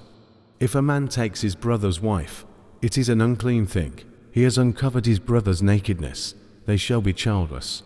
You shall therefore keep all my statutes and all my judgments, and perform them. that the land where I am bringing you to dwell may not vomit you out. And you shall not walk in the statutes of the nation, which I am casting out before you. For they commit all these things, and therefore I abhor them. But I have said to you, you shall inherit their land, and I will give it to you to possess, a land flowing with milk and honey. I am the Lord your God, who has separated you from the peoples. You shall therefore distinguish between clean animals and unclean, between unclean birds and clean. And you shall not make yourselves abominable by beast or by bird, or by any kind of living thing that creeps on the ground, which I have separated from you as unclean. And you shall be holy to me, for I the Lord am holy, and have separated you from the peoples, that you should be mine. A man or a woman who is a medium, or who has familiar spirits, shall surely be put to death. They shall stone them with stones, their blood shall be upon them. Chapter 21 Regulations for conduct of priests. And the Lord said to Moses, Speak to the priests, the sons of Aaron, and say to them, None shall defile himself for the dead among his people, except for his relatives who are nearest to him, his mother, his father, his son, his daughter, and his brother. Also his virgin sister, who is near to him, who has had no husband. For her he may defile himself. Otherwise he shall not defile himself, being a chief man among his people, to profane himself. They shall not make any bald place on their heads, nor shall they shave the edges of their beards, nor make any cuttings in their flesh. They shall be holy to their God, and not profane the name of their God, for they offer the offerings of the Lord made by fire, and the bread of their God. Therefore they shall be holy. They shall not take a wife who is a harlot or a defiled woman, nor shall they take a woman divorced from her husband. For the priest is holy to his God. Therefore you shall consecrate him, for he offers the bread of your God. He shall be holy to you, for I the Lord, who sanctify you, am holy. The daughter of any priest, if she profanes herself by playing the harlot, she profanes her father, she shall be burned with fire. He who is the high priest among his brethren, on whose head the anointing oil was poured, and who is consecrated to wear the garments, shall not uncover his head, nor tear his clothes. Nor shall he go near any dead body, nor defile himself for his father or his mother. Nor shall he go out of the sanctuary, nor profane the sanctuary of his God. For the consecration of the anointing oil of his God is upon him. I am the Lord. And he shall take a wife in her virginity, a widow or a divorced woman or a defiled woman or a harlot. These he shall not marry. But he shall take a virgin of his own people as wife. Nor shall he profane his posterity among his people, for I the Lord sanctify him. And the Lord spoke to Moses, saying, Speak to Aaron, saying, No man of your descendants in succeeding generations, who has any defect, may approach to offer the bread of his God. For any man who has a defect shall not approach, a man blind or lame, who has a marred face or any limb too long, a man who has a broken foot or broken hand, or is a hunchback or a dwarf, or a man who has a defect in his eye, or eczema or scab, or is a eunuch. No man of the descendants of Aaron the priest, who has a defect, shall come near to offer the offerings made by fire to the Lord. He has a defect. He shall not come near to offer the bread of his God. He may eat the bread of his God, both the most holy and the holy. Only he shall not go near the veil or approach the altar, because he has a defect, lest he profane my sanctuaries. For I the Lord sanctify them. And Moses told it to Aaron and his sons, and to all the children of Israel. Chapter 22 Regulations for priests and offerings. Then the Lord spoke to Moses, saying, Speak to Aaron and his sons, that they separate themselves from the holy things of the children of Israel, and that they do not profane my holy name by what they dedicate to me. I am the Lord. Say to them, Whoever of all your descendants throughout your generations, who goes near the holy things which the children of Israel dedicate to the Lord, while he has uncleanness upon him, that person shall be cut off from my presence. I am the Lord. Whatever man of the descendants of Aaron, who is a leper, or has a discharge, shall not eat the holy offerings until he is clean. And whoever touches anything made unclean by a corpse, or a man who has had an emission of semen, or whoever touches any creeping thing by which he would be made unclean, or any person by whom he would become unclean, whatever his uncleanness may be, the person who has touched any such thing shall be unclean until evening, and shall not eat the holy offerings unless he washes his body with water. And when the sun goes down he shall be clean. And afterward he may eat the holy offerings, because it is his food. Whatever dies naturally or is torn by beasts he shall not eat, to defile himself with it. I am the Lord. They shall therefore keep my ordinance, lest they bear sin for it and die thereby. If they profane it, I the Lord sanctify them. No outsider shall eat the holy offering. One who dwells with the priest, or a hired servant, shall not eat the holy thing. But if the priest buys a person with his money, he may eat it, and one who is born in his house may eat his food. If the priest's daughter is married to an outsider, she may not eat of the holy offerings. But if the priest's daughter is a widow or divorced, and has no child, and has returned to her father's house as in her youth, she may eat her father's food. But no outsider shall eat it. And if a man eats the holy offering unintentionally, then he shall restore a holy offering to the priest, and add 1/5 to it. They shall not profane the holy offerings of the children of Israel, which they offer to the Lord, or allow them to bear the guilt of trespass when they eat their holy offerings. For I the Lord sanctify them, offerings accepted and not accepted. And the Lord spoke to Moses, saying, Speak to Aaron and his sons, and to all the children of Israel, and say to them, Whatever man of the house of Israel, or of the strangers in Israel, who offers his sacrifice for any of his vows or for any of his freewill offerings, which they offer to the Lord, as a burnt offering you shall offer of your own freewill a male without blemish, from the cattle, from the sheep, or from the goats. Whatever has a defect you shall not offer, for it shall not be acceptable on your behalf. And whoever offers a sacrifice of a peace offering to the Lord, to fulfill his vow, or a freewill offering from the cattle or the sheep, it must be perfect to be accepted. There shall be no defect in it. Those that are blind, or broken or maimed, or have an ulcer or eczema or scabs, you shall not offer to the Lord, nor make an offering by fire of them on the altar to the Lord. Either a bull or a lamb that has any limb to long or to short you may offer as a freewill offering, but for a vow it shall not be accepted. You shall not offer to the Lord what is bruised or crushed, or torn or cut. Nor shall you make any offering of them in your land. Nor from a foreigner's hand shall you offer any of these as the bread of your God, because their corruption is in them, and defects are in them. They shall not be accepted on your behalf. And the Lord spoke to Moses, saying, When a bull or a sheep or a goat is born, it shall be 7 days with its mother, and from the 8th day and thereafter it shall be accepted as an offering made by fire to the Lord, whether it is a cow or ewe. Do not kill both her and her young on the same day. And when you offer a sacrifice of thanksgiving to the Lord, offer it of your own free will. On the same day it shall be eaten. You shall leave none of it until morning. I am the Lord. Therefore you shall keep my commandments and perform them. I am the Lord. You shall not profane my holy name, but I will be hallowed among the children of Israel. I am the Lord who sanctifies you, who brought you out of the land of Egypt, to be your God. I am the Lord. Chapter 23 Feasts of the Lord. And the Lord spoke to Moses, saying, Speak to the children of Israel, and say to them, The feasts of the Lord, which you shall proclaim to be holy convocations. These are my feasts. The Sabbath, 6 days shall work be done, but the 7th day is a Sabbath of solemn rest, a holy convocation.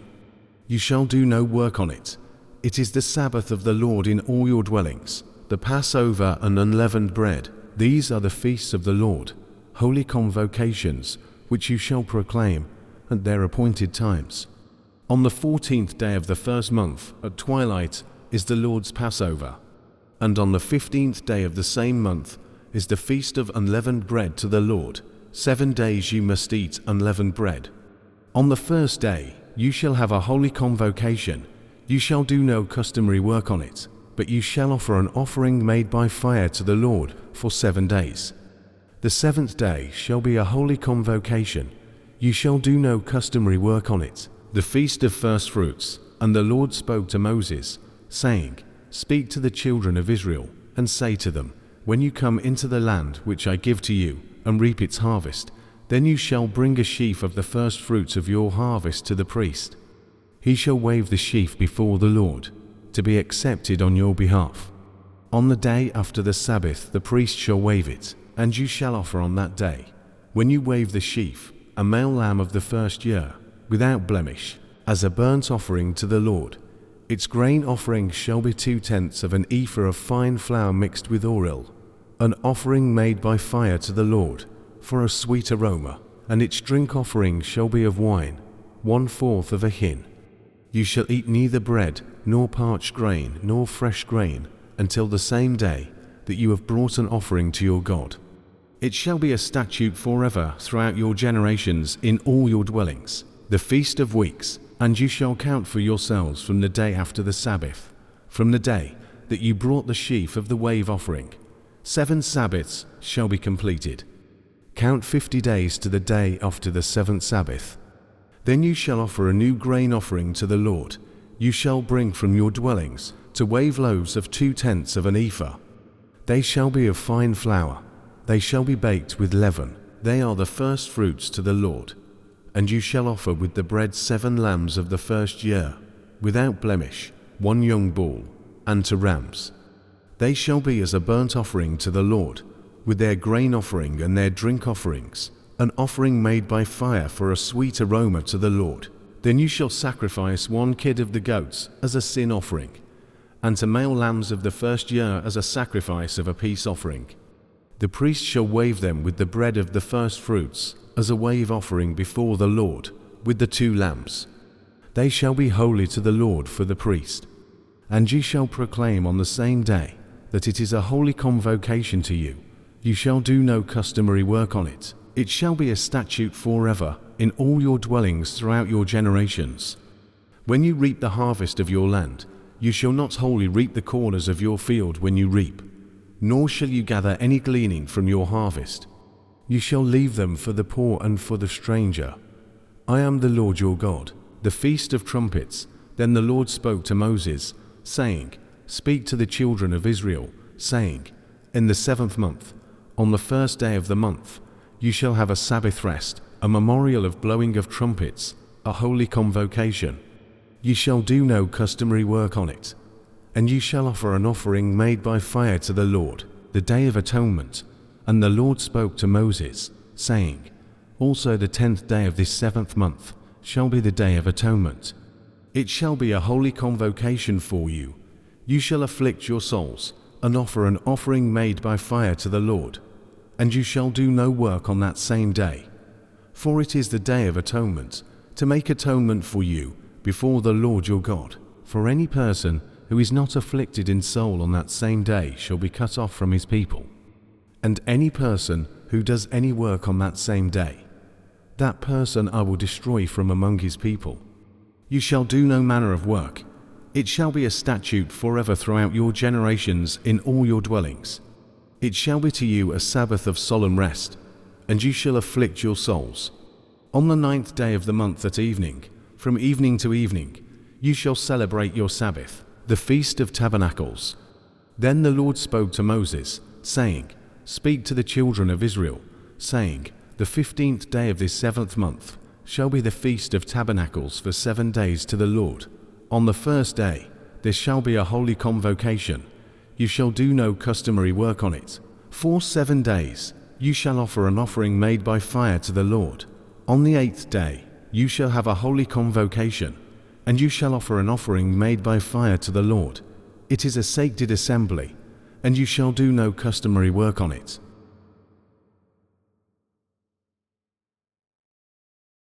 These are the feasts of the Lord, which you shall proclaim to be holy convocations, to offer an offering made by fire to the Lord, a burnt offering and a grain offering, a sacrifice and drink offerings, everything on its day, besides the Sabbaths of the Lord, besides your gifts, besides all your vows, and besides all your freewill offerings, which you give to the Lord. Also on the 15th day of the 7th month, when you have gathered in the fruit of the land, you shall keep the feast of the Lord for 7 days. On the first day there shall be a Sabbath rest, and on the 8th day a Sabbath rest. And you shall take for yourselves on the first day the fruit of beautiful trees, branches of palm trees, the boughs of leafy trees, and willows of the brook. And you shall rejoice before the Lord your God for 7 days. You shall keep it as a feast to the Lord for 7 days in the year. It shall be a statute forever in your generations. You shall celebrate it in the 7th month. You shall dwell in booths for 7 days. All who are native Israelites shall dwell in booths, that your generations may know that I made the children of Israel dwell in booths when I brought them out of the land of Egypt. I am the Lord your God. So Moses declared to the children of Israel the feasts of the Lord. Chapter 24. Care of the tabernacle lamps. Then the Lord spoke to Moses, saying, Command the children of Israel that they bring to you pure oil of pressed olives for the light, to make the lamps burn continually, outside the veil of the testimony, in the tabernacle of meeting. Aaron shall be in charge of it from evening until morning before the Lord continually. It shall be a statute forever in your generations. He shall be in charge of the lamps on the pure gold lampstand before the Lord continually, the bread of the tabernacle. And you shall take fine flour and bake 12 cakes with it. 2/10 of an ephah shall be in each cake. You shall set them into rows, 6 in a row, on the pure gold table before the Lord, and you shall put pure frankincense on each row, that it may be on the bread for a memorial, an offering made by fire to the Lord. Every Sabbath he shall set it in order before the Lord continually, being taken from the children of Israel by an everlasting covenant. And it shall be for Aaron and his sons, and they shall eat it in a holy place. For it is most holy to him from the offerings of the Lord made by fire, by a perpetual statute, the penalty for blasphemy. Now the son of an Israelite woman, whose father was an Egyptian, went out among the children of Israel. And this Israelite woman's son and a man of Israel fought each other in the camp. And the Israelite woman's son blasphemed the name of the Lord and cursed. And so they brought him to Moses. His mother's name was Shelemith, the daughter of Debri, of the tribe of Dan. Then they put him in custody, that the mind of the Lord might be shown to them. And the Lord spoke to Moses, saying, Take outside the camp him who was cursed. Then let all who heard him lay their hands on his head, and let all the congregation stone him. Then you shall speak to the children of Israel, saying, Whoever curses his God shall bear his sin, and whoever blasphemes the name of the Lord shall surely be put to death. All the congregation shall certainly stone him, the stranger as well as him who is born in the land. When he blasphemes the name of the Lord, he shall be put to death. Whoever kills any man shall surely be put to death. Whoever kills an animal shall make it good, animal for animal. If a man causes disfigurement of his neighbor, as he has done, so shall it be done to him fracture for fracture, eye for eye, tooth for tooth. As he has caused disfigurement of a man, so shall it be done to him. And whoever kills an animal shall restore it. But whoever kills a man shall be put to death. You shall have the same law for the stranger and for one from your own country. For I am the Lord your God.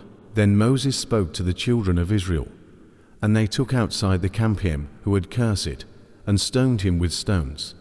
So the children of Israel did as the Lord commanded Moses. Chapter 25. And the Lord spoke to Moses on Mount Sinai, saying, Speak to the children of Israel, and say to them, When you come into the land which I give you, then the land shall keep a Sabbath to the Lord. 6 years you shall sow your field, and 6 years you shall prune your vineyard, and gather its fruit. But in the 7th year there shall be a Sabbath of solemn rest for the land, a Sabbath to the Lord. You shall neither sow your field nor prune your vineyard. What grows of its own accord of your harvest you shall not reap, nor gather the grapes of your intended vine, for it is a year of rest for the land. And the Sabbath produce of the land shall be food for you, for you, your male and female servants, your hired man, and the stranger who dwells with you, for your livestock, and the beasts that are in your land, all its produce shall be for food, the year of Jubilee. And you shall count 7 Sabbaths of years for yourself, 7 times 7 years. And the time of the 7 Sabbaths of years shall be to you 49 years. Then you shall cause the trumpet of the Jubilee to sound on the 10th day of the 7th month. On the day of atonement you shall make the trumpet to sound throughout all your land. And you shall consecrate the 50th year, and proclaim liberty throughout all the land to all its inhabitants. It shall be a jubilee for you, and each of you shall return to his possession, and each of you shall return to his family. That 50th year shall be a jubilee to you. In it you shall neither sow nor reap what grows of its own accord, nor gather the grapes of your untended vine. For it is the jubilee. It shall be holy to you. You shall eat its produce from the field, provisions for the 7th year. In this year of jubilee, each of you shall return to his possession. And if you sell anything to your neighbor, or buy from your neighbor's hand, you shall not oppress one another. According to the number of years after the jubilee, you shall buy from your neighbor. And according to the number of years of crops he shall sell to you. According to the multitude of years, you shall increase its price.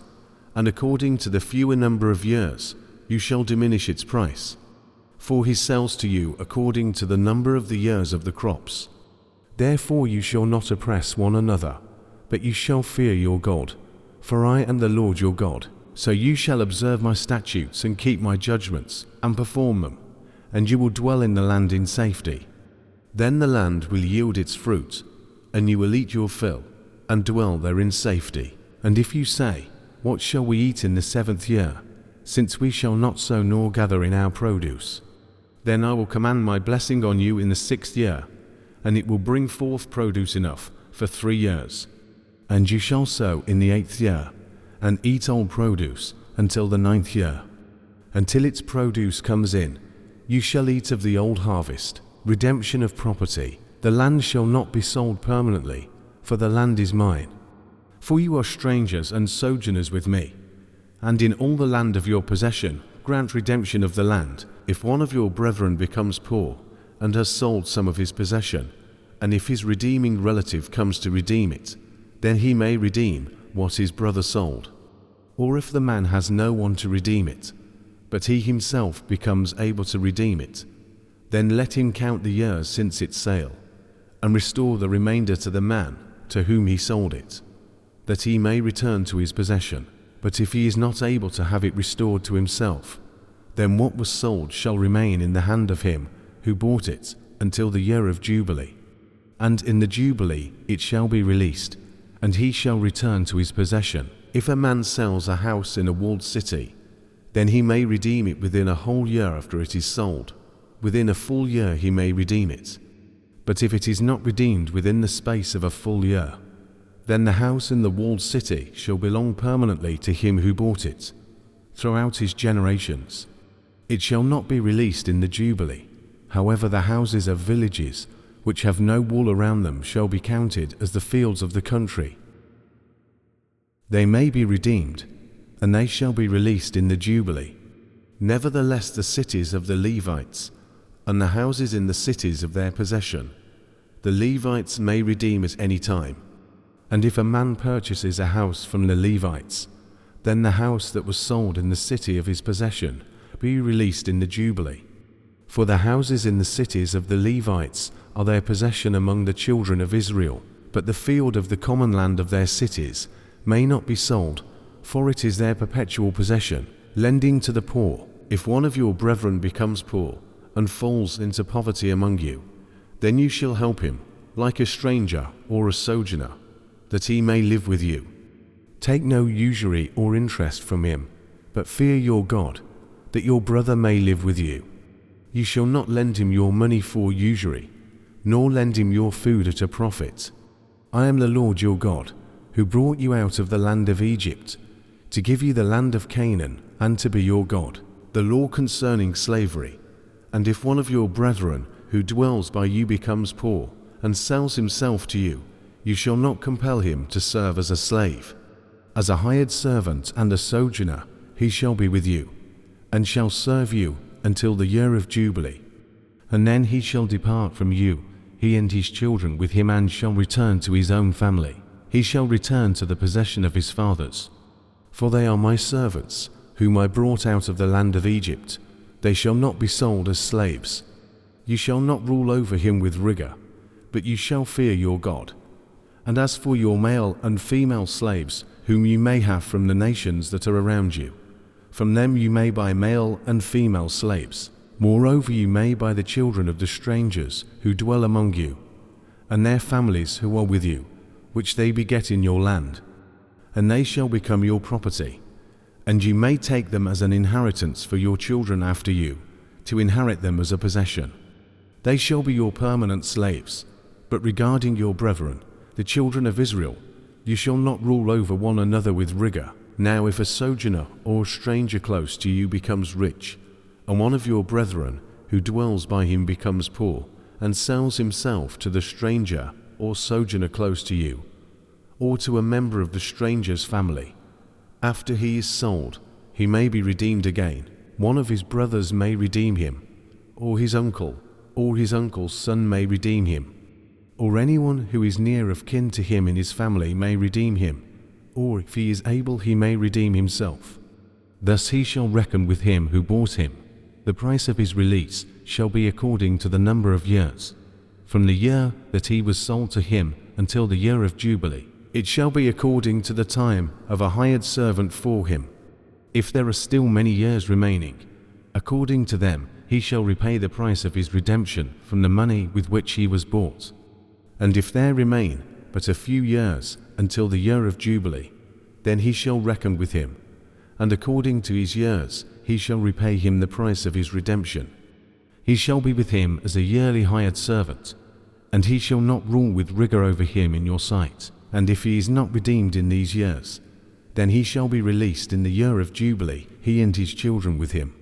For the children of Israel are servants to me.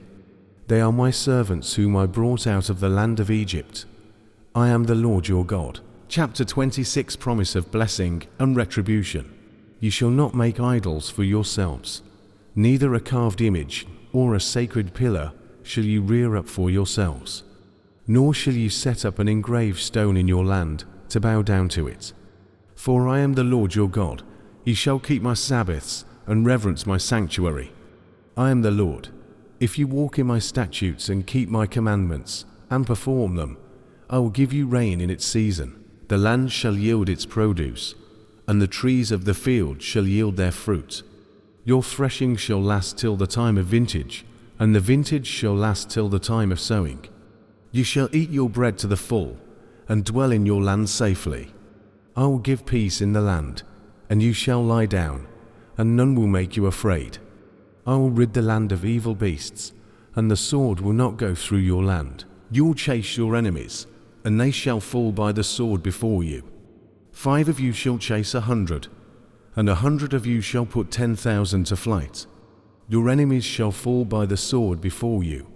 For I will look on you favorably, and make you fruitful, multiply you, and confirm my covenant with you. You shall eat the old harvest and clear out the old, because of the new. I will set my tabernacle among you, and my soul shall not abhor you.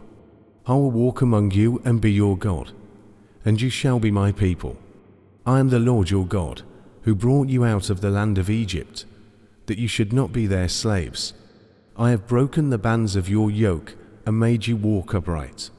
But if you do not obey me, and do not observe all these commandments, I will appoint terror over you. Wasting disease and fever shall consume the eyes and cause sorrow of heart. You shall sow your seed in vain, for your enemies shall eat it. I will set my face against you, and you shall be defeated by your enemies. Those who hate you shall reign over you, and you shall flee when no one pursues you. After all this, if you do not obey me, then I will punish you 7 times more for your sins. I will break the pride of your power. I will make your heavens like iron, and your earth like bronze. Your strength shall be spent in vain. For your land shall not yield its produce, nor shall the trees of the land yield their fruit. If you walk contrary to me, and are not willing to obey me, I will bring on you 7 times more plagues, according to your sins. I will also send wild beasts among you. Wild beasts shall rob you of your children, destroy your livestock, and make you few in number. Your highways shall be desolate. If by these things you are not reformed by me, but walk contrary to me, then I also will walk contrary to you. I will punish you yet 7 times for your sins. I will bring a sword against you that will execute the vengeance of the covenant. When you are gathered together within your cities, I will send pestilence among you. You shall be delivered into the hand of the enemy. When I have cut off your supply of bread, 10 women shall bake your bread in one oven. They shall bring back your bread by weight, and you shall eat and not be satisfied. After all this, if you do not obey me, but walk contrary to me, then I also will walk contrary to you in fury. I will chastise you 7 times for your sins. You shall eat the flesh of your sons, and you shall eat the flesh of your daughters. I will destroy your high places, cut down your incense altars, and cast your carcasses on the lifeless forms of your idols. My soul shall abhor you. I will lay your cities waste and bring your sanctuaries to desolation. I will not smell the fragrance of your sweet aromas. I will bring the land to desolation. Your enemies who dwell in it shall be astonished at it. I will scatter you among the nations and draw out a sword after you. Your land shall be desolate, and your cities waste. Then the land shall enjoy its Sabbaths, as long as it lies desolate, and you are in your enemy's land. As long as it lies desolate, it shall rest for the time. It did not rest on your Sabbaths when you dwelt in it. As for those of you who are left, I will send faintness into their hearts in the lands of their enemies. The sound of a shaken leaf shall cause them to flee. They shall flee as though fleeing from a sword, and they shall fall when no one pursues. They shall stumble over one another, as it were before a sword. You shall have no power to stand before your enemies. You shall perish among the nations, and the land of your enemies shall eat you up. Those of you who are left shall waste away in their iniquity in your enemies' lands. Also, in their fathers' iniquities, which are with them, they shall waste away. But if they confess their iniquity and the iniquity of their fathers, with their unfaithfulness, in which they were unfaithful to me, I will remember my covenant with Jacob, my covenant with Isaac, and my covenant with Abraham. I will remember the land. The land also shall be left empty by them, and will enjoy its Sabbaths, while it lies desolate without them. They will accept their guilt, because they despised my judgments, and because their soul abhorred my statutes. Yet for all that, when they are in the land of their enemies, I will not cast them away, nor shall I abhor them, to utterly destroy them and break my covenant with them. For I am the Lord their God, but for their sake I will remember the covenant of their ancestors, whom I brought out of the land of Egypt in the sight of the nations, that I might be their God. I am the Lord. These are the statutes and judgments and laws which the Lord made between himself and the children of Israel on Mount Sinai by the hand of Moses. Chapter 27, Redeeming persons and property dedicated to God. Now the Lord spoke to Moses, saying, Speak to the children of Israel, and say to them, When a man consecrates by a vow certain persons to the Lord, according to your valuation, if your valuation is of a male from 20 years old up to 60 years old, then your valuation shall be 50 shekels of silver, according to the shekel of the sanctuary. If it is a female, then your valuation shall be 30 shekels. And if from 5 years old up to 20 years old, then your valuation for a male shall be 20 shekels, and for a female 10 shekels. And if from a month old up to 5 years old, then your valuation for a male shall be 5 shekels of silver, and for a female your valuation shall be 3 shekels of silver. And if from 60 years old and above, if it is a male, then your valuation shall be 15 shekels, and for a female 10 shekels.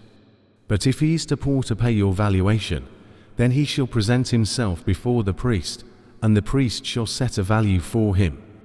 according to the ability of him who vowed.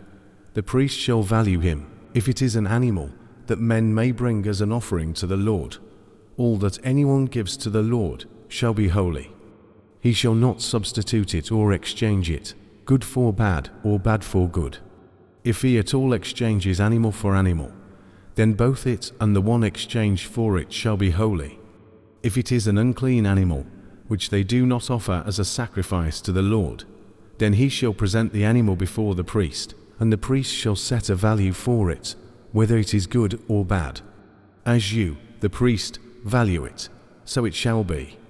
But if he wants at all to redeem it, then he must add 1/5 to your valuation. And when a man dedicates his house to be holy to the Lord, then the priest shall set a value for it, whether it is good or bad.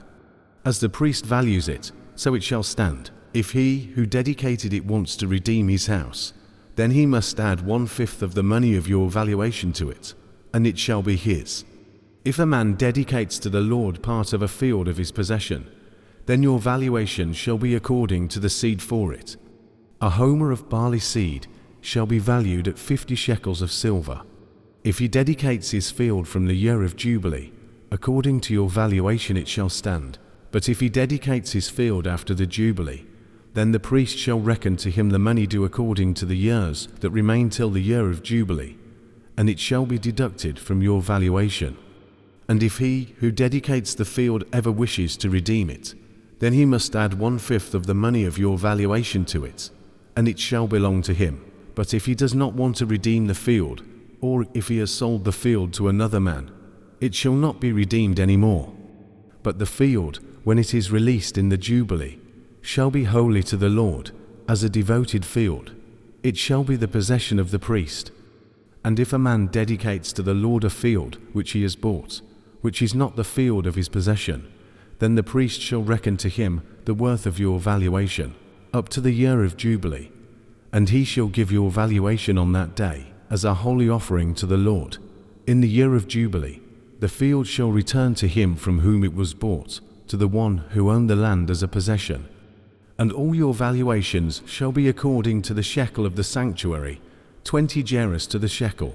But the firstborn of the animals, which should be the Lord's firstborn, no man shall dedicate. Whether it is an ox or sheep, it is the Lord's, and if it is an unclean animal, then he shall redeem it according to your valuation, and shall add 1/5 to it. Or if it is not redeemed, then it shall be sold according to your valuation. Nevertheless, no devoted offering that a man may devote to the Lord of all that he has, both man and beast, or the field of his possession, shall be sold or redeemed. Every devoted offering is most holy to the Lord. No person under the ban, who may become doomed to destruction among men, shall be redeemed, but shall surely be put to death. And all the tithe of the land, whether of the seed of the land or of the fruit of the tree, is the Lord's. It is holy to the Lord. If a man wants at all to redeem any of his tithes, he shall add 1/5 to it. And concerning the tithe of the herd or the flock, of whatever passes under the rod, the 10th one shall be holy to the Lord. He shall not inquire whether it is good or bad, nor shall he exchange it. And if he exchanges it at all, then both it and the one exchanged for it shall be holy. It shall not be redeemed. These are the commandments which the Lord commanded Moses for the children of Israel on Mount Sinai.